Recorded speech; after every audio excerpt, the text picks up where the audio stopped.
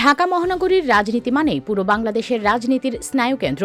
এবারের নির্বাচনে ঢাকার ১৫টি আসনের মধ্যে ৭টিতেই জয় পেয়েছে জামায়াত জোটের প্রার্থীরা। বিএনপি এবং জামায়াতের প্রার্থীদের ভোটের ব্যবধান ছিল শ্বাসরুদ্ধকর, কিন্তু এই হাড্ডাহাড্ডি লড়াইয়ের ময়দানেও একটি আসন সবার নজর কেড়েছে, ঢাকা ৯ আসন, যেখানে নিকটতম প্রতিদ্বন্দ্বী জামায়াত জোটের প্রার্থীকে ৫৭,০০০ ভোটের বিশাল ব্যবধানে হারিয়েছেন বিএনপি মনোনীত প্রার্থী হাবিবুর রশিদ হাবিব। কিন্তু কে এই হাবিব? কিভাবে তিনি হয়ে উঠলেন নতুন সরকারের অন্যতম গুরুত্বপূর্ণ একজন মুখ?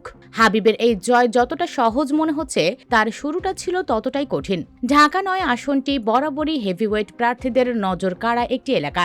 এখানে ব্যাপক প্রভাব রয়েছে বিএনপির স্থায়ী কমিটির সদস্য মির্জা আব্বাসের। তিনি নিজে ঢাকা ৮-এ নির্বাচন করলেও এই আসনে প্রার্থী করতে চেয়েছিলেন তার স্ত্রী ও মহিলা দলের সভাপতি আফরোজা আব্বাসকে। শুধু তাই নয়, এই আসনে আগ্রহ ছিল বিএনপির আরেক প্রভাবশালী ও ত্যাগী নেতা হাবিবুন নবী খান সোহেলের। এমনকি ডাক্তার তাসনিম জারাকে নিয়েও ছিল জোর গুঞ্জন। এত সব রথী মহারথীদের ভিড়ে শুরুতে হাবিবুর রশিদ হাবিবের নাম তেমন একটা আলোচনায় ছিল না, কিন্তু দল যখন চূড়ান্ত সিদ্ধান্ত নিল, তখন সব জল্পনা কল্পনার অবসান ঘটিয়ে ঢাকা ৯-এর টিকিট পেলেন হাবিব। আর তিনি প্রমাণ করে দিলেন দলের এই সিদ্ধান্ত একটুও ভুল ছিল না। হাবিবুর রশিদ হাবিবের শেকড় এই ঢাকা ৯ আসনেই। সবুজবাগ এলাকায় তার জন্ম ও বেড়ে ওঠা। ঘরের ছেলেই যেন ঘরের হাল ধরেছেন। মতিঝিল আইডিয়াল থেকে মাধ্যমিক এবং ঢাকা সিটি কলেজ থেকে উচ্চ মাধ্যমিক পাশের পর তিনি জগন্নাথ বিশ্ববিদ্যালয় থেকে ব্যবস্থাপনায় স্নাতকোত্তর ডিগ্রি অর্জন করেন।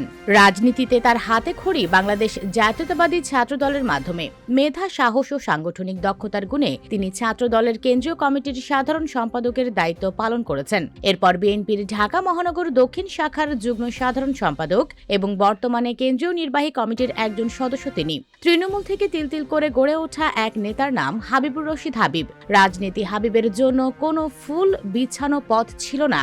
বিএনপির পরীক্ষিত, সাহসী এবং ত্যাগী নেতাদের অন্যতম এই মানুষটি বিগত স্বৈরাচার সরকারের আমলে সহ্য করেছেন চরম নির্যাতন। একের পর এক হামলা, ভিত্তিহীন মামলা আর জেল জুলুম ছিল তার নিত্যসঙ্গী। এমনকি রাজপথের আন্দোলনে গুলিবিদ্ধ হয়ে আক্ষরিক অর্থেই মৃত্যুর দুয়ার থেকে ফিরে এসেছেন তিনি। সবশেষ একটি নাশকতার সাজানো মামলায় তার সাজাও হয়ে গিয়েছিল।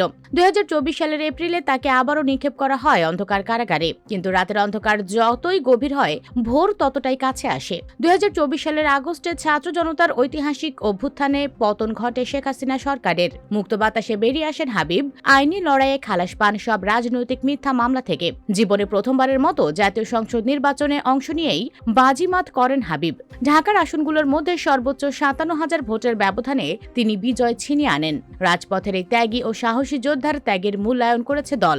নতুন সরকারের মাননীয় প্রধানমন্ত্রী তারেক রহমান প্রথমবার এমপি হওয়া হাবিবুর রশিদ হাবিবের ওপর রেখেছেন বিশাল আস্থা। তাকে দেওয়া হয়েছে সড়ক পরিবহন ও মহাসড়ক বিভাগ এবং রেলপথ মন্ত্রণালয়ের প্রতিমন্ত্রীর দায়িত্ব।